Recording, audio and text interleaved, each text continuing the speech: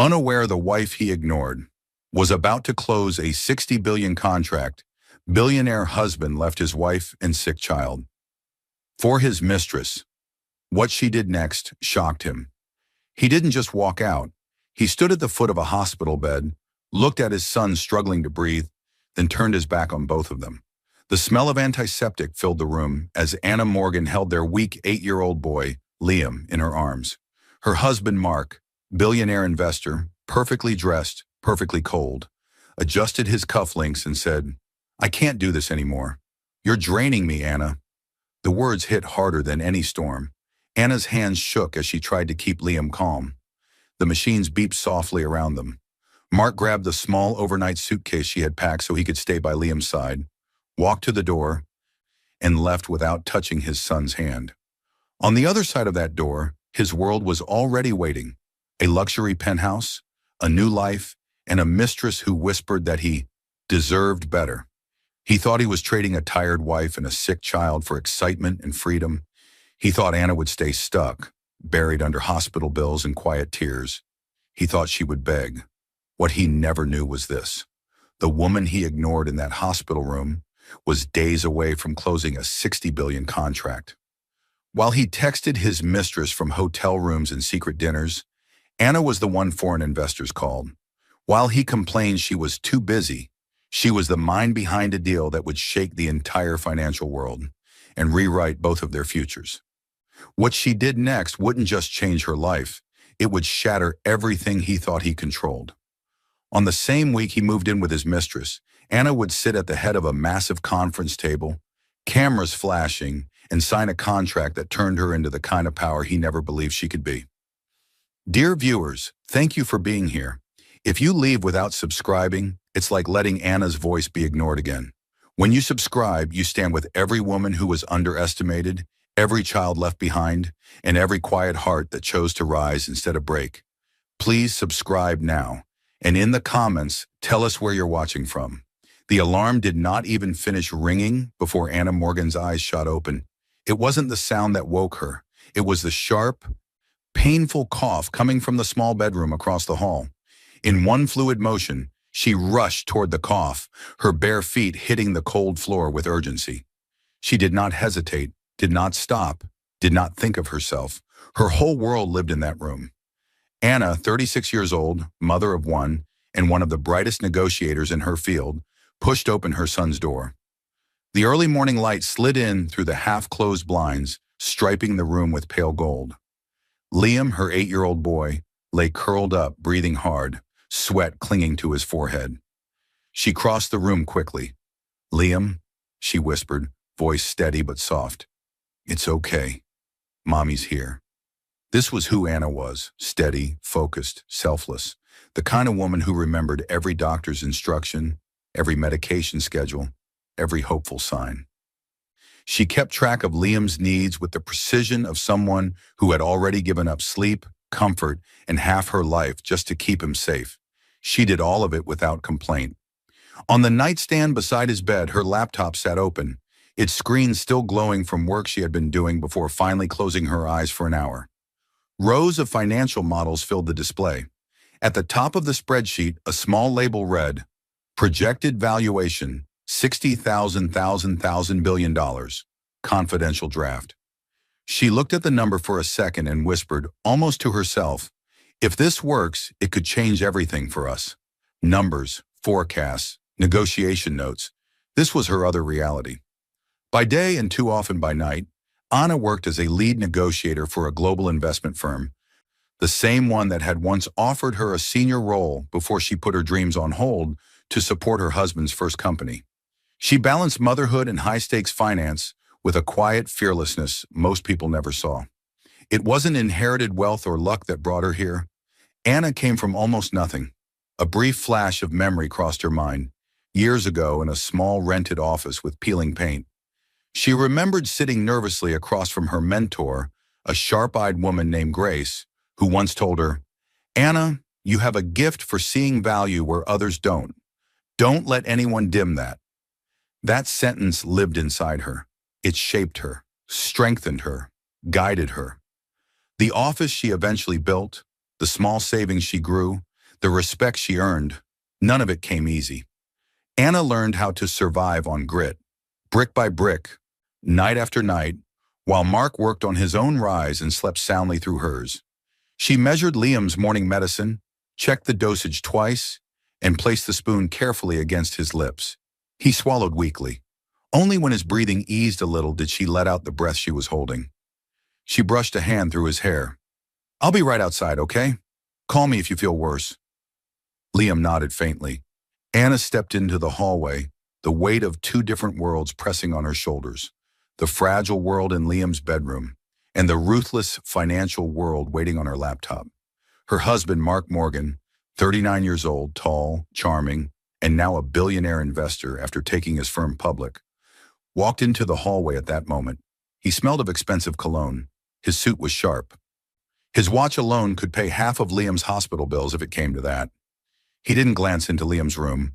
He headed straight for the mirror near the front door instead, adjusting his tie with the polished confidence that made strangers admire him at first sight.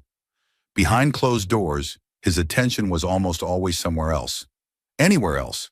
He walked right past Anna's framed certificate on the wall. Strategic Negotiator of the Year. She had earned it before she turned down a major promotion to keep their home steady while his company burned cash in the early years. Mark passed the frame like it didn't exist. He did that every day. "You look tired," he said casually, still not looking at her. "Maybe you're working too much again." Anna swallowed her irritation. "Liam had a rough night. I tried to talk to you about it yesterday, and also about the deal I'm leading." "Anna," he cut in, reaching for his watch. "We'll talk later. I'm running late. I've got investors flying in and a lunch meeting." It was always later. He grabbed his briefcase, brushing off her attempt at a real conversation. This had become their pattern. Her trying, him avoiding, her carrying the load, him drifting farther away, while telling himself work came first. As he stepped toward the door, something caught her eye. A faint smear, pink, glossy, on the collar of his crisp white shirt. Lipstick. Anna froze. Not visibly, not loudly, but something in her heart shifted. Like a warning she wished she could ignore. She said nothing. Her face stayed calm. Her hands stayed still. But her eyes followed the stain as Mark slipped past her and opened the door.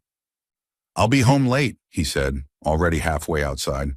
"Of course you will," she whispered, but only after the door clicked shut.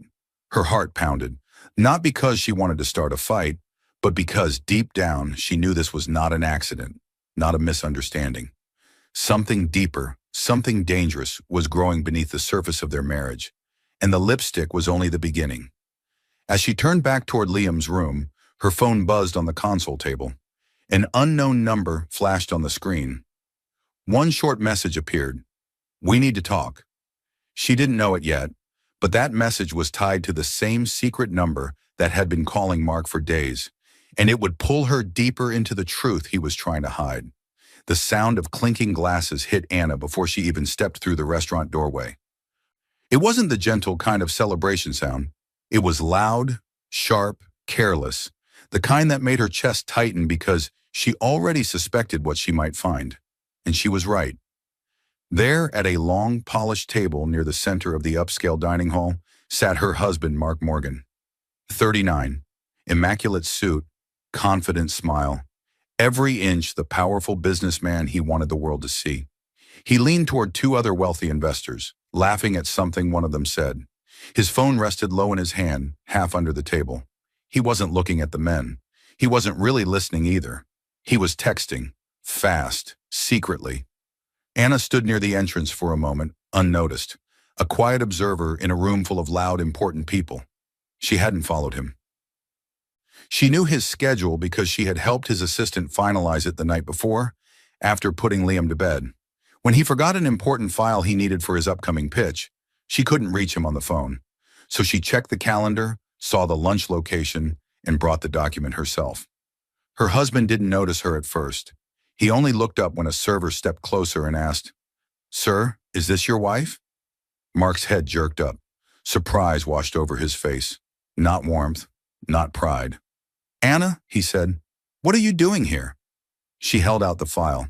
"You forgot this on the counter. You said you needed it for the investor deck." He took it quickly, too quickly. His fingers brushed hers, but there was no gratitude in his eyes, only irritation at being interrupted. Anna stepped back, watching how he hid his phone under his napkin. She noticed the name of the contact flashing for a second before the screen dimmed. Private number. He pressed decline. On Anna's own phone screen, a small preview of a new voicemail appeared at the top. Anna, we need your input before we finalize the $60 billion proposal outline. It was from her manager at the investment firm. For a brief second, the room, the noise, the smell of expensive food, all of it blurred as the words sank in. This was the deal, the one she had been modeling for months, the one she had tried to tell Mark about the night before. Her thumb hovered over the voicemail notification, but before she could listen, Mark shifted in his seat like he wanted the subject to disappear. Your phone keeps buzzing, she said quietly. It's nothing, Mark replied, already glancing at his own screen again. Work stuff. Anna glanced at the investors. They looked relaxed, entertained. No one seemed bothered by his distraction, but something in his voice felt tight. He cleared his throat. You should go back home. Liam needs you. There it was again, the gentle push, the subtle dismissal he used whenever she tried to step into his world instead of only supporting it from the shadows. Anna nodded, but her eyes narrowed slightly. Mark, I wanted to talk to you tonight. I have something important happening at work. A big opportunity. He cut her off. Anna, we'll talk later. I'm in the middle of something. The words landed heavy inside her. He didn't ask what the opportunity was. He didn't even pretend to care. She tried again, keeping her voice steady. It's important. It could change a lot for us. For Liam. Mark sighed impatiently. Please, not now. Just not now. He turned away from her and back to the men at the table. His body language told her everything. She didn't belong here. Not in his meetings, not in his victories, not in the version of himself he performed in front of others. And then it happened. His phone lit up once more. Mark glanced at the screen, but it wasn't the name that caught Anna's attention. It was the way his face reacted. He flinched. For a brief second, panic crossed his features. His thumb hit decline again. Then he flipped the phone face down on the table, hiding the screen completely. Anna's breath stalled. Why hide it so quickly? He leaned slightly to the side, turning his back to her. His voice dropped to a whisper almost too soft to hear. Not now, she's here. Anna heard every word. She. Who was she? The investors didn't notice. But his tone wasn't the tone of a man talking about his wife. It was the tone of someone protecting a secret. Her elbows stiffened at her sides. Her shoulders straightened. She didn't raise her voice or demand answers. She simply watched how his hand hovered over the phone, restless, like he was counting the seconds until she left so he could message whoever was on the other side of private number. A memory tugged at her. Their honeymoon, a sunny beach, her head on his shoulder, his arms around her as he said, Anna, I'll always protect this family. No matter where life takes us, I'm yours, and you're mine. That Mark felt like a stranger now. She stepped away from the table without another word. She didn't trust her voice to come out steady if she stayed. As the elevator doors closed in front of her, she placed a hand against the cool metal and took a slow breath, fighting to hold herself together long enough to get home to Liam. Her phone buzzed again. This time it wasn't her manager. It was a text from the same private number that had just been calling Mark. 3 words. We need to talk. Anna stared at the number, unaware that the truth behind it, and the person using it, would pull her into a level of betrayal far worse than she imagined. The night hit like a storm, fast, brutal, and without warning. Anna Morgan shot upright in bed, heart hammering, to the sound of her son gasping for air. Liam's coughing wasn't normal. It was sharp, painful, and desperate. She bolted from her room and rushed into his, flicking on a soft lamp. Liam lay curled on his side, clutching his chest, each breath sounding like it scraped his lungs. Mom, it hurts, he whispered. Anna didn't hesitate. She slid her arms under him and held him close, one hand rubbing his back in slow circles. It's okay, baby, she murmured, though fear clawed at her. I'm here. Mommy's here. She grabbed her phone with her free hand and called the pediatric clinic's emergency line. Her voice stayed calm as she described his symptoms. Short, fast breaths, tight chest, fever. The nurse on the line recognized Anna's number by now. "You've done everything right so far. Keep monitoring his breathing. If it gets any worse, bring him in immediately." "Thank you," Anna said quietly, even though the reassurance did little to ease the knot in her stomach. She hung up and laid Liam gently back on his pillows.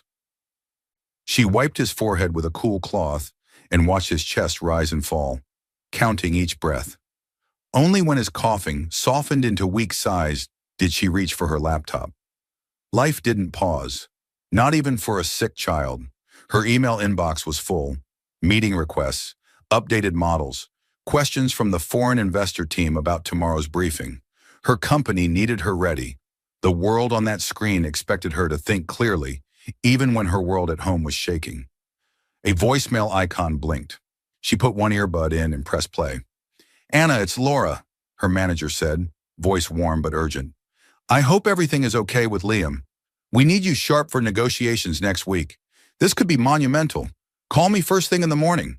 In the background, a softer voice, Laura's assistant, could be heard saying, "They're already calling it the $60 billion deal." The phrase slipped through the speaker like a whisper and landed heavy in Anna's chest.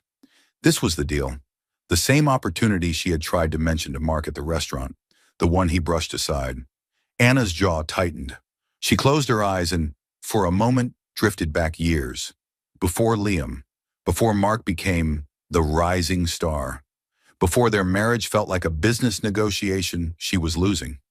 She had sat in a bright conference room, hands clasped, heart racing. A hiring partner from a major firm had just told her, "We'd like to bring you in as a senior lead. This track could put you on the partner path in a few years." It had been her dream. That same evening, Mark had come home with his own big news. An investor wanted to fund his new company. "Anna," he said, taking her hands, "I can't do this alone. I need you. We need this. If you stay in that job, who's going to keep us stable while I build?" She had loved him, so she gave up the offer. For him, for them. She became the steady paycheck, the emotional support, the quiet planner. She didn't complain. She genuinely believed they were building the dream together. Back in the present, Anna opened her eyes and looked at Liam. "Mommy's not going anywhere," she whispered, more to herself than to him. She checked her messages. Still nothing from Mark. Her mind replayed the details. The lipstick on his collar, the secret texts, the whispered, "Not now. She's here."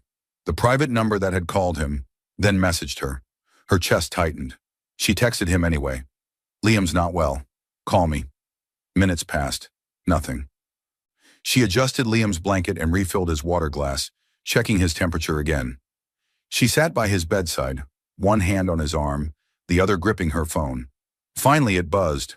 Her heart leapt, then fell. A message from Mark. "I'll be home late. No question about Liam. No panic. No, is he okay?" Anna stared at the screen, disbelief mixing with something sharper, an emotion she didn't name yet. She typed quickly, "Did you see my message about Liam? He's really sick."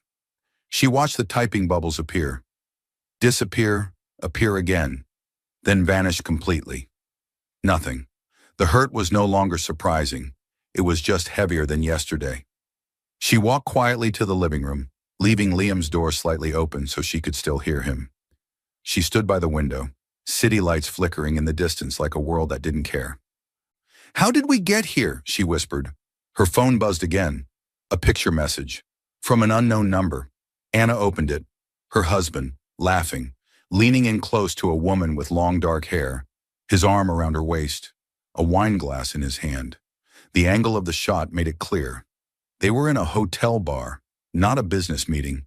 The sender ID matched the same anonymous number that had texted her earlier. Private number. Her world cracked a little more. She didn't know it yet, but the woman in that picture wasn't just going to destroy her marriage. She was about to drag Mark's entire empire into the fire with him. Anna pushed through the tall glass doors of Mark's office building so quickly that the security guard barely had time to greet her. She clutched a thick envelope against her chest. Liam's latest test results and a note from the specialist. She wasn't here to scream or accuse. She just wanted Mark to see them, to understand how serious their son's condition was before things got worse. She had arranged for their elderly neighbor, Mrs. Harris, to sit with Liam for an hour. She had left strict instructions, numbers taped by the phone, medicine pre-measured, every step calculated, every risk minimized. But the moment Anna stepped into the lobby, something else hit her. The air smelled different, stronger, sharper. A sweet, floral perfume floated in the space. Not hers, not anything she owned, and definitely not something Mark would wear. Her heartbeat tapped faster. She moved toward the elevator, the envelope trembling slightly in her hands. By the time the doors opened on the 10th floor, Mark's private floor, the scent was even stronger. The doors slid back to reveal a small reception area. Behind the desk sat Jenny Moore, a warm woman in her mid-40s who had worked with Mark for years. Jenny had seen Anna bring lunch during late nights, had watched her sit in the lobby with sleeping baby Liam when Mark was too busy to come downstairs. Jenny knew more history than most. She stood the moment she saw Anna. "Anna. Hi, is everything okay?" "Just dropping something for Mark," Anna said, her voice calm but thin. "It's about Liam." Jenny's expression softened with worry. Her eyes flicked toward Mark's closed office door, then back at Anna. "He's not in right now." Anna swallowed. "Out for a meeting?"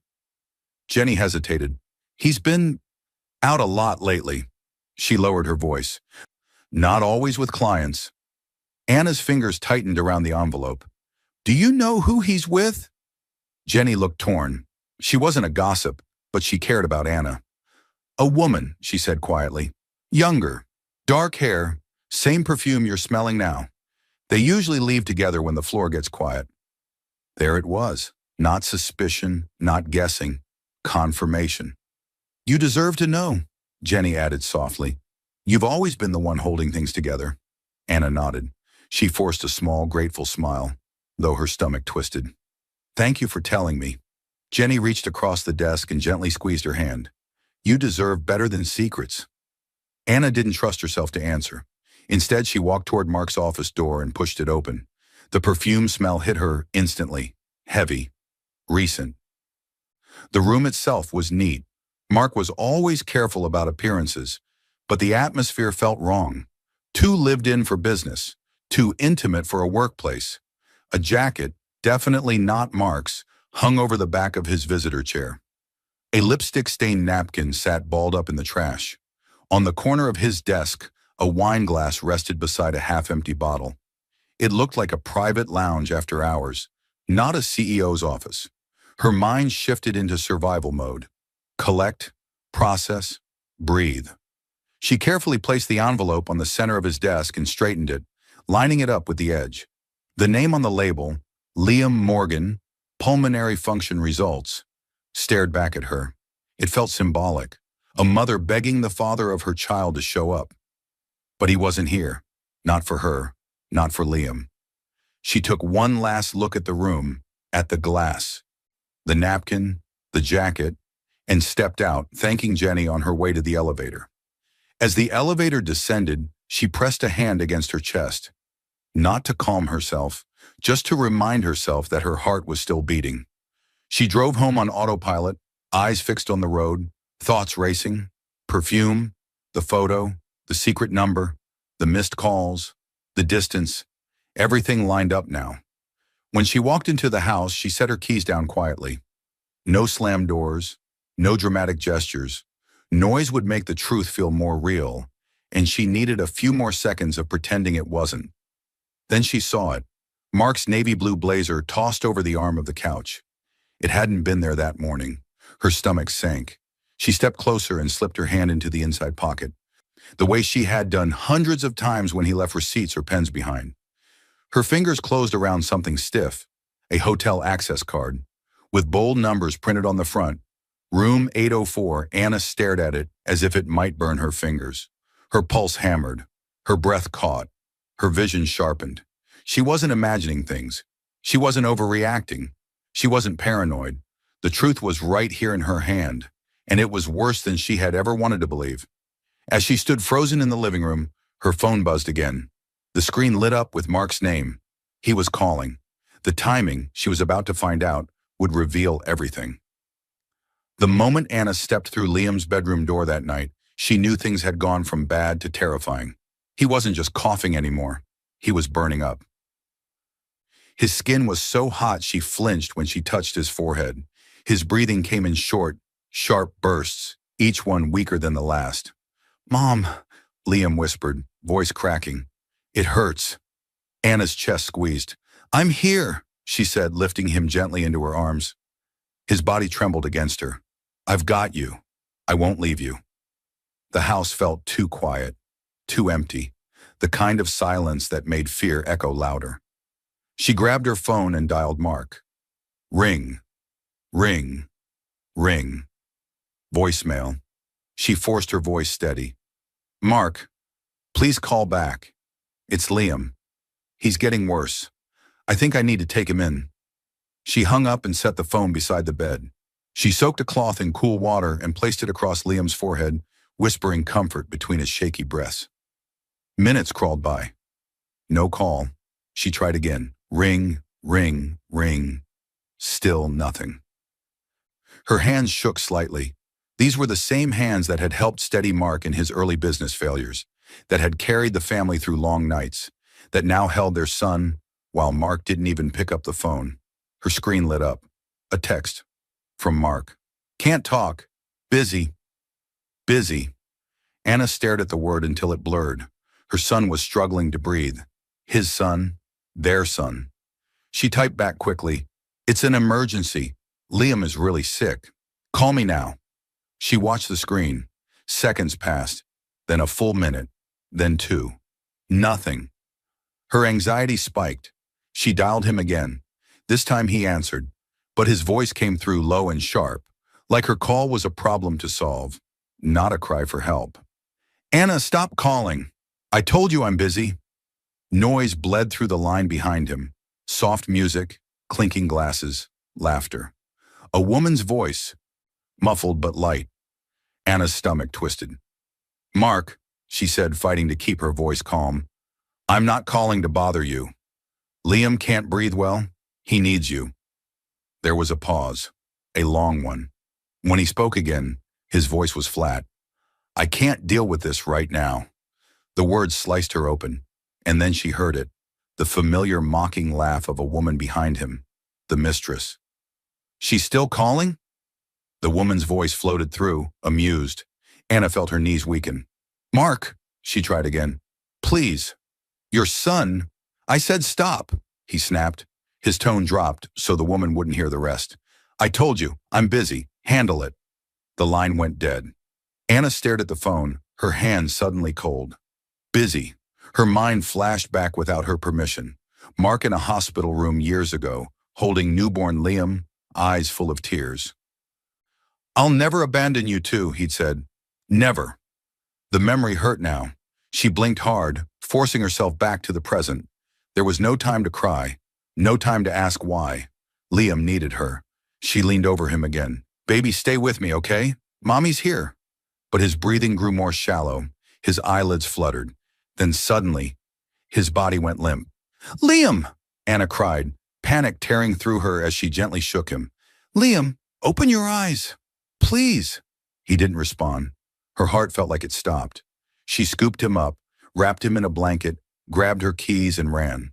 There was no thinking now, only instinct.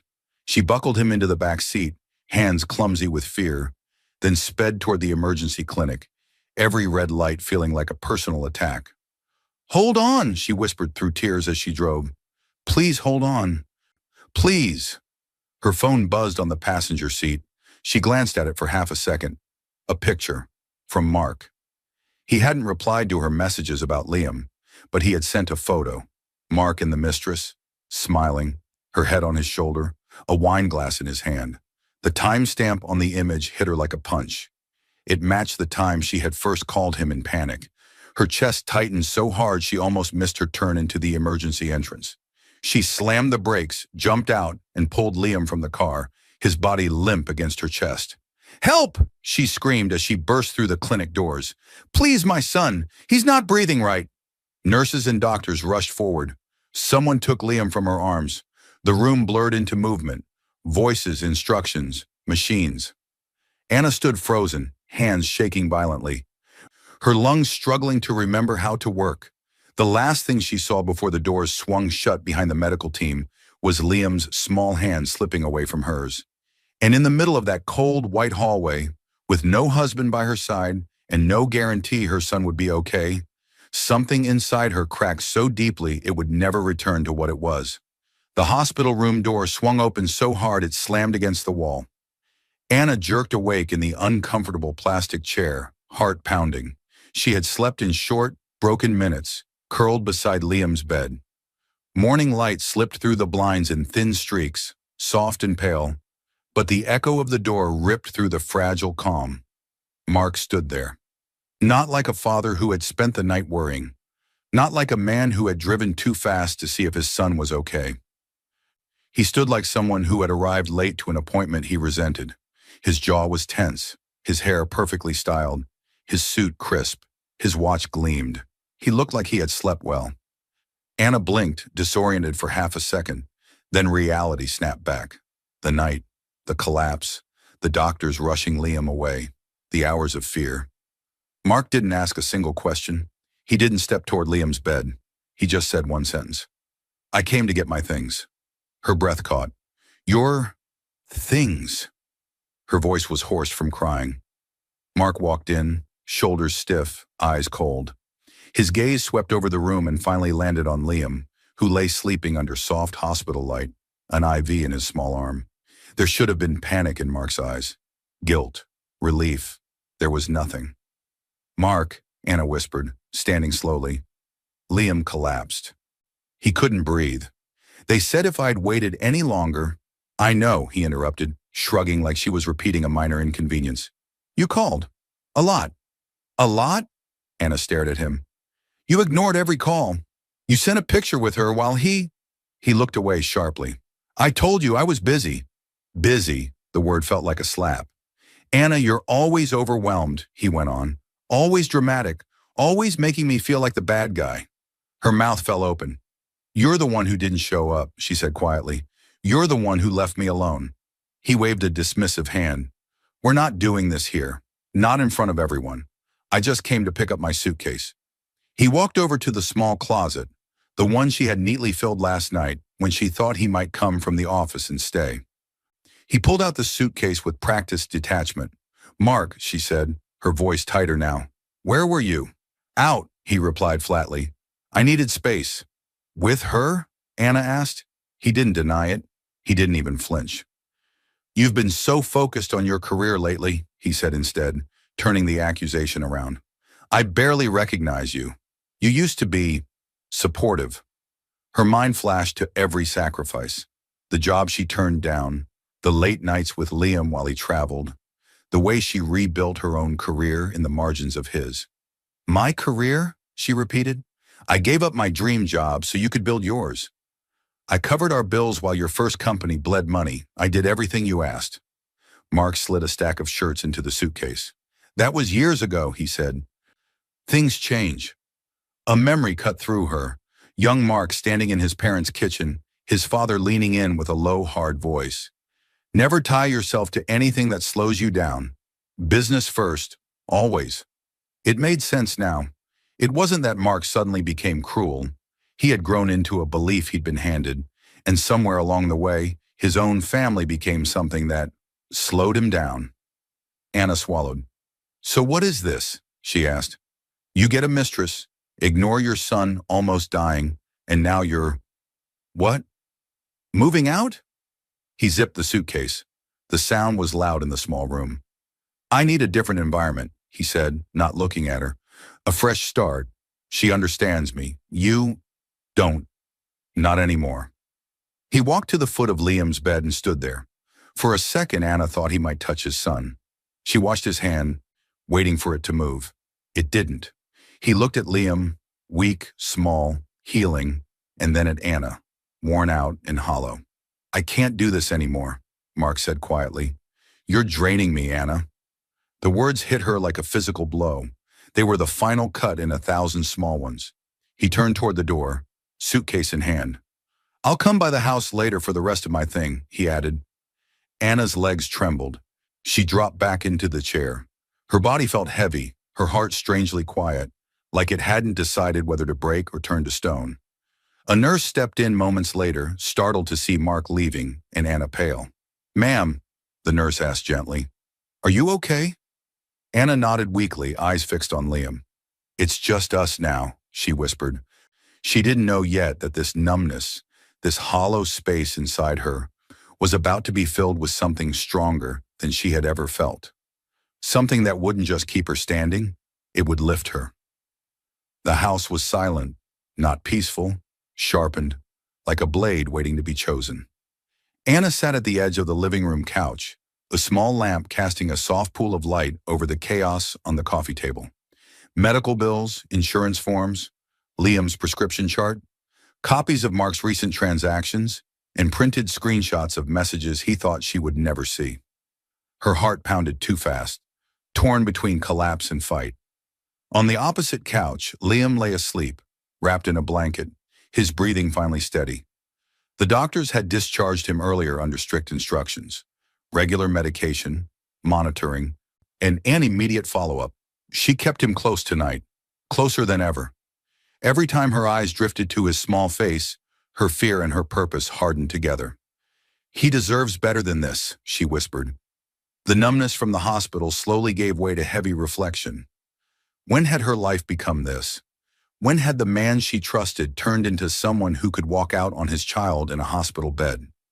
When had she decided her pain was a price she had to keep paying? A memory tugged at her. Years ago, she sat in a small office with her mentor, Grace Turner. Grace had been there long before Mark's success, long before the firm took Anna seriously.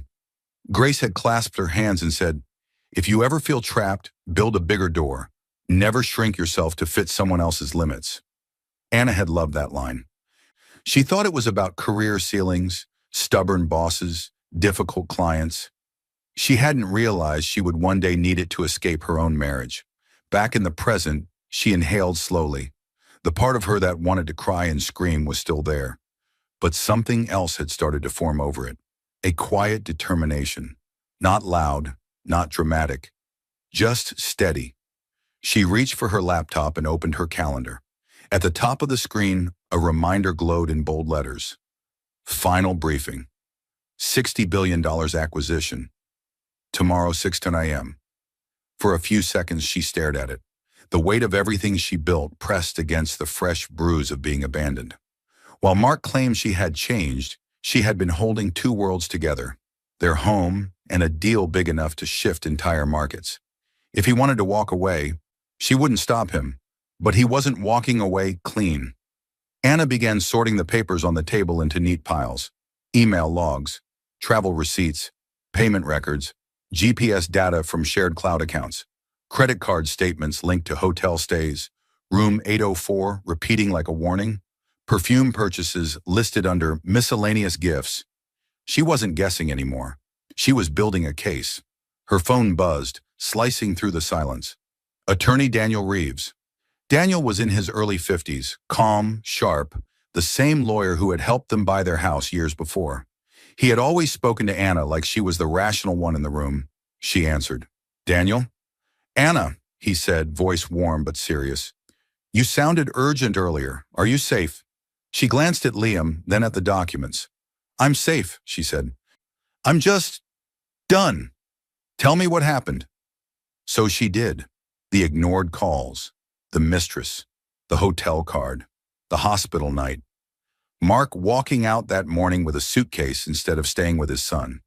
She didn't cry through the story. She didn't raise her voice. She laid it out the way she would present a negotiation, fact by fact, without hiding the cost. When she finished, there was a pause. "Anna," Daniel finally said, "you timed this perfectly." She frowned. "What do you mean?" "The evidence you've collected," he replied. "The financial logs, the hotel records, the messages, plus what our forensic accountant has already traced from his accounts. It all aligns. This is strong, legally strong." She pictured the quiet, sharp-eyed accountant she had met 2 weeks earlier in Daniel's office.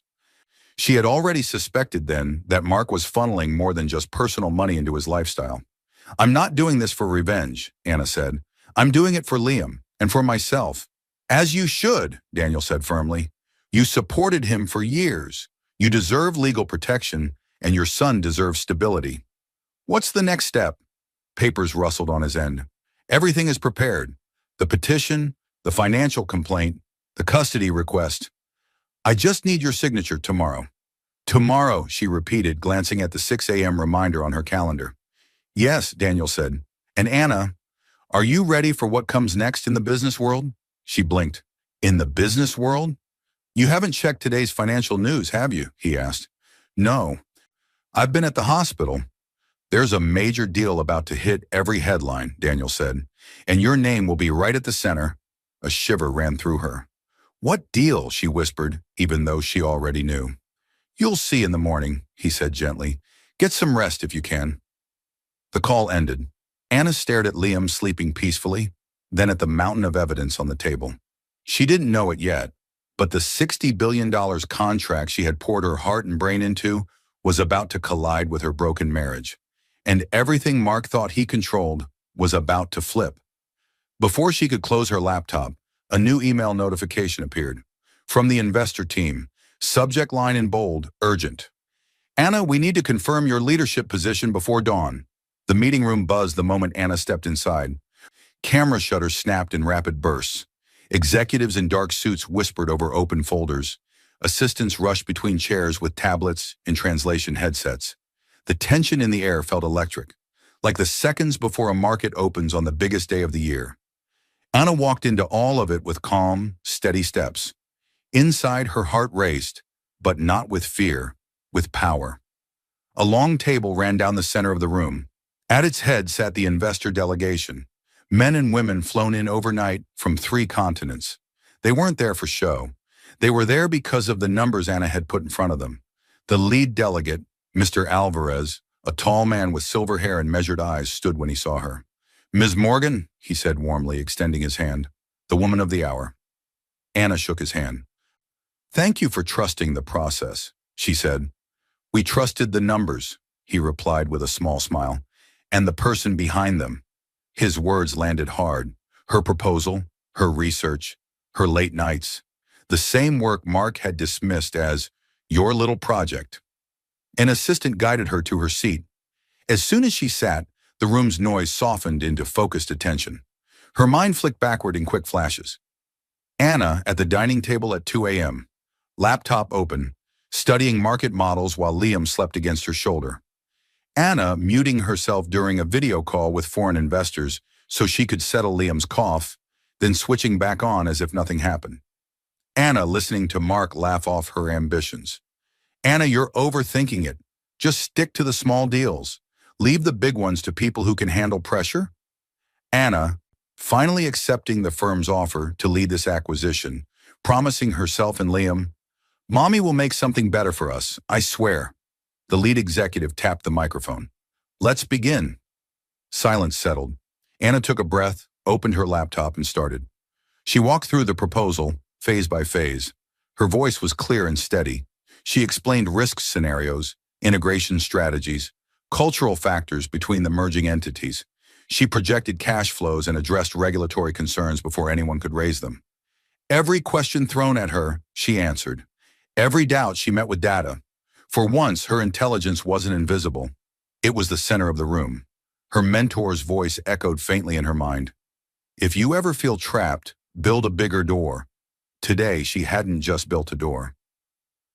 She had built the whole room. After 2 hours of negotiations and clarifications, the final contract folder slid across the table toward her. The document represented months of work and years of quiet preparation.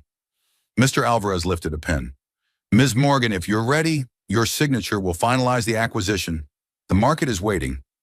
Anna hesitated for a single breath.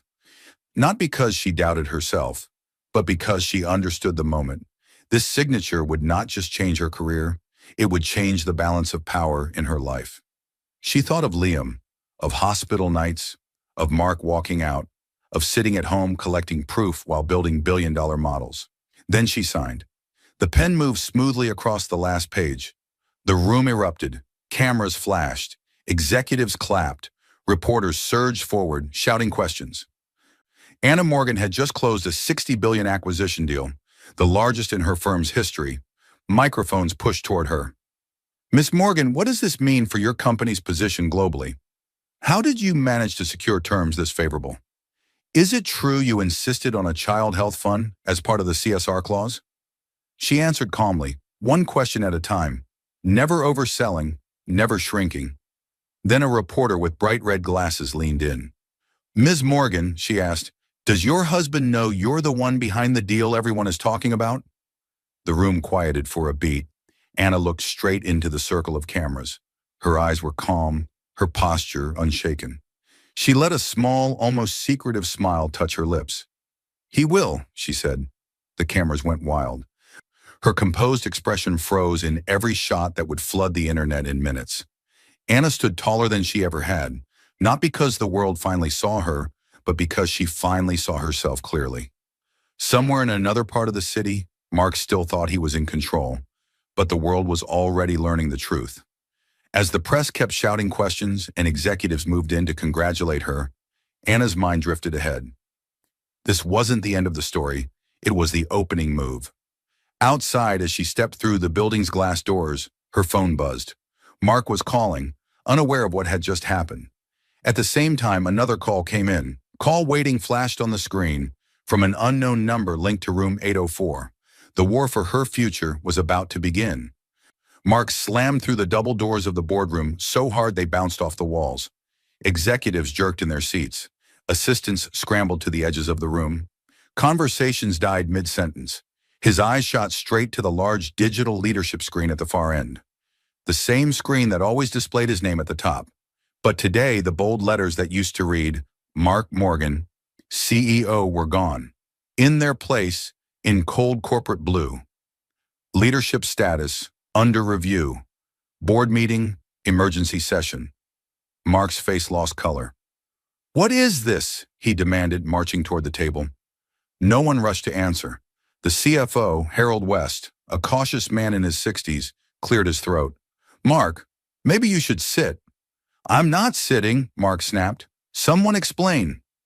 Harold exchanged looks with the other board members. Finally, pointing, he slid a thick envelope across the polished table. Mark grabbed it. His name was on the front. Mark Morgan. He tore it open. Inside was a formal letter, signed by Anna's lawyer, referencing petition for divorce grounds, infidelity, abandonment, misuse of marital and corporate assets. Attached were copies, invoices, hotel receipts, credit card statements, bank transfers, photos from room 804, screenshots of messages he thought he had deleted. His stomach lurched. How did she get all this? He whispered. Harold leaned back. She hired a forensic accountant weeks ago, he said. Your personal and company spending started to overlap. Mark's mind flashed back. Anna sitting across from a quiet, sharp-eyed accountant. Stacks of files on the desk. Her voice low but unwavering.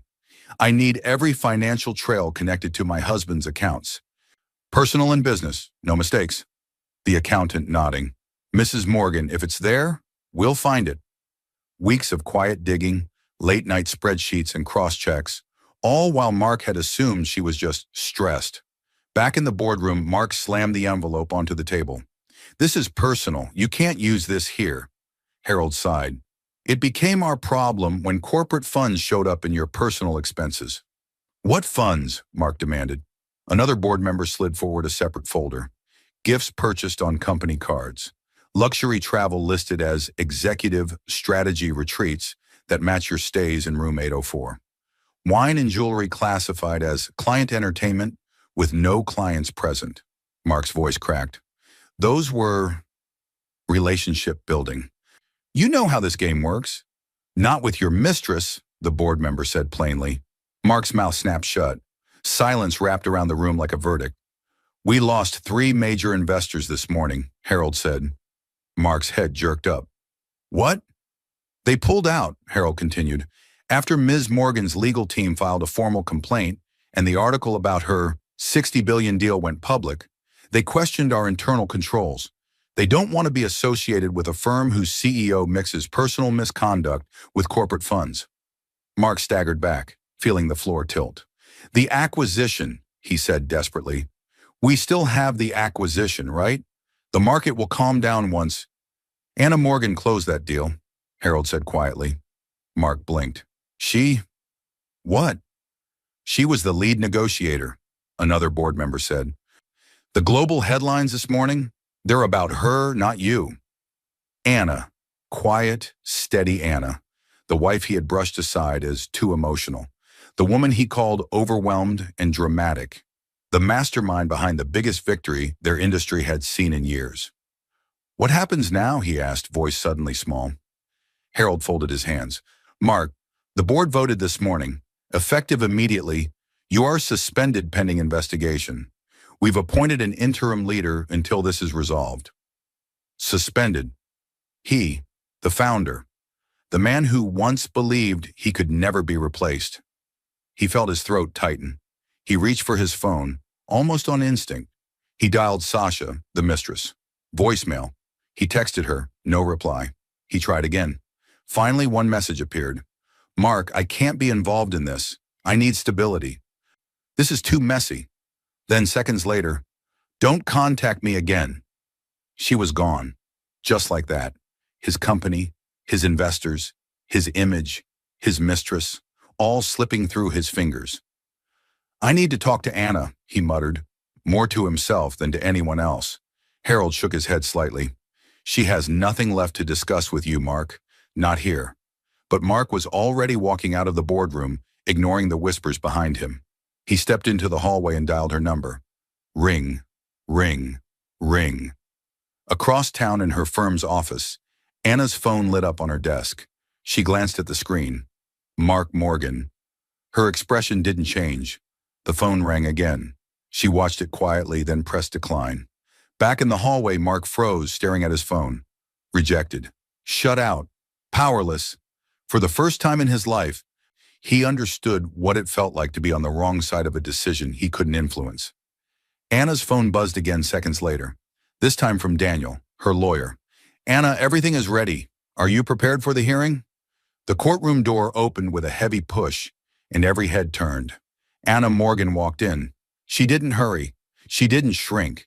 She didn't look at the man across the room. She walked with quiet fire, the kind that made people straighten in their seats without knowing why. At the defendant's table, Mark sat waiting. He looked nothing like the polished billionaire who once glided through charity galas. His suit was wrinkled, his hair slightly out of place, his eyes ringed with dark circles. The pages in front of him shook in his unsteady hands. He looked at Anna with desperate eyes. She didn't look back. The judge entered, banged the gavel once, and said, "We are here today to address the divorce petition filed by Miss Anna Morgan against Mr. Mark Morgan. Both parties, please rise." Anna rose calmly. Mark rose shakily. Tension pressed against everyone's chest. The judge glanced at the files.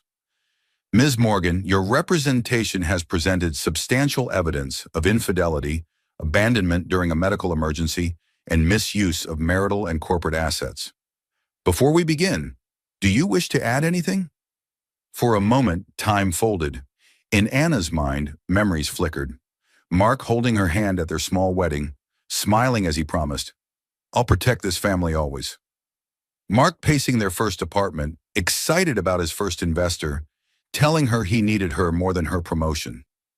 Mark holding newborn Liam, tears in his eyes, whispering, "I'll never abandon you."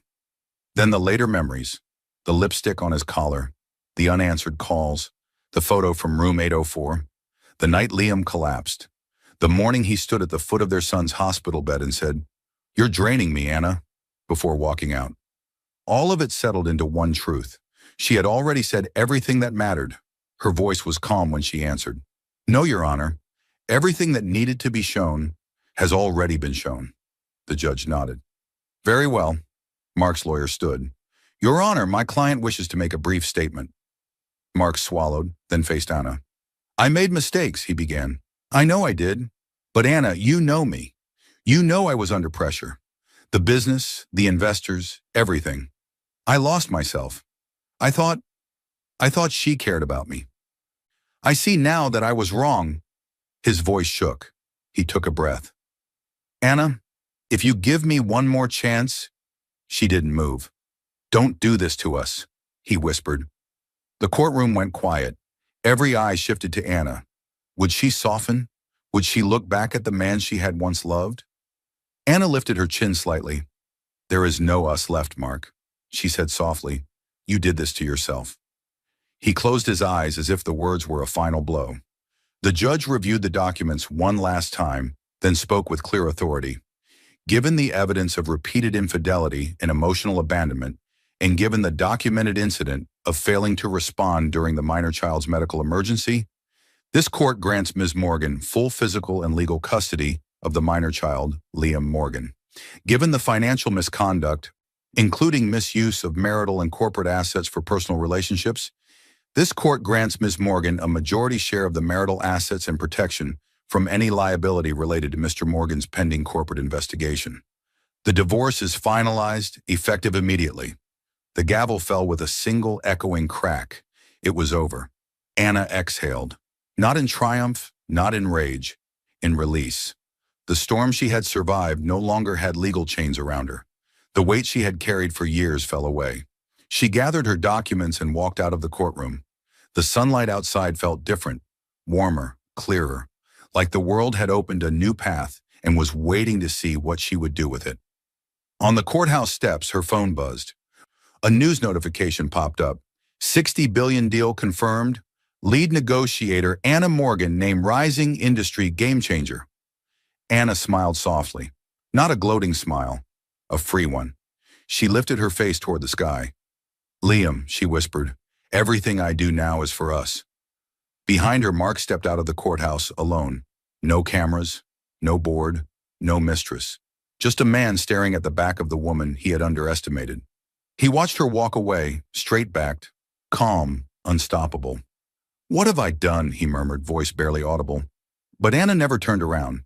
She didn't need to. She had already risen. Daniel, her lawyer, joined her at the bottom of the steps. "Anna," he said quietly, "the board from your firm wants to meet next week. They're considering you for a leadership position after the deal you closed." Her eyes widened slightly. A new journey was already forming on the horizon.